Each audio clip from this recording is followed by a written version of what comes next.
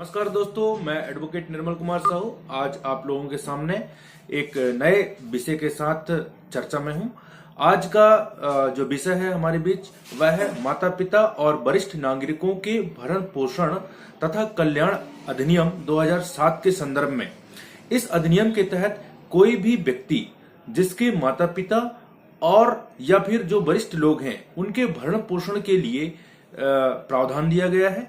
इसमें माता पिता यदि वरिष्ठ हो जाते हैं, 60 वर्ष से अधिक हो जाते हैं, या फिर जो वरिष्ठ लोग हैं जो 60 वर्ष से अधिक हो जाते हैं, यदि उनकी सेवा उनके पुत्र पुत्रियां नहीं करते हैं तो इस अधिनियम के तहत वही व्यक्ति सक्षम अधिकारी के समक्ष आवेदन प्रस्तुत करके अपना भरण पोषण प्राप्त कर सकते हैं। विषय आता है कि सक्षम अधिकारी कौन होंगे। तो इस अधिनियम के तहत धारा 7 में यह प्रावधान किया गया है कि सक्षम अधिकारी उपखंड अधिकारी होगा, मतलब हमारे एसडीओ एसडीएम ये सक्षम अधिकारी अधिकरण के होंगे। इनके समक्ष कोई व्यक्ति जो सक्षम नहीं है भरण पोषण करने के लिए, जिनके माता पिता या वरिष्ठ जन, वे आवेदन प्रस्तुत कर सकते हैं। आवेदन धारा 5 के तहत प्रस्तुत की जाती है और इस अधिनियम में सक्षम अधिकारी के पास शक्तियां, एक जुडिशियल मजिस्ट्रेट फर्स्ट क्लास की शक्ति जितनी होती है वह समस्त शक्तियां इन पर होती हैं और वे इन शक्तियों का उपयोग करके मैक्सिमम 10,000 रुपए मासिक भरण पोषण की राशि दिला सकते हैं, दे सकते हैं।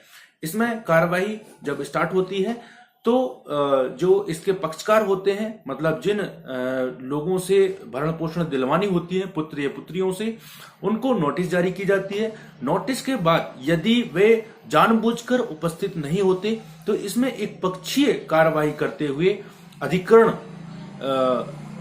भरण पोषण की राशि जारी कर सकती है और इस जारी राशि को भरपाई करने का वो बाउंडेड हो जाते हैं, उनको देना ही होगा। इस तरीके से यह अधिनियम एकदम स्पष्ट करता है और माता पिता और वरिष्ठ जनों के लिए एक अच्छा प्रावधान लेकर आया हुआ है। इसमें यदि बालक भी हैं, छोटे बच्चे हैं, यदि उनकी सेवा माता पिता नहीं करते हैं तो ऐसी स्थिति में उस बालक या वह बालक आवेदन प्रस्तुत करके अपने भरण पोषण के लिए पैसे या राशि प्राप्त कर सकता है।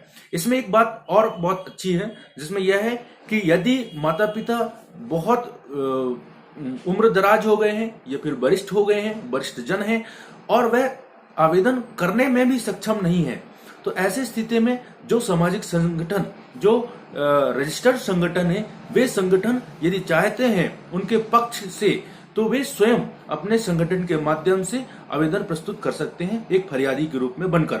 और जैसे वे आवेदन प्रस्तुत करते हैं तो उस आवेदन पर जो इस एक्ट के तहत निर्धारित अधिकरण जो है वे उस पर संज्ञान लेकर उस पर कार्यवाही करेगा।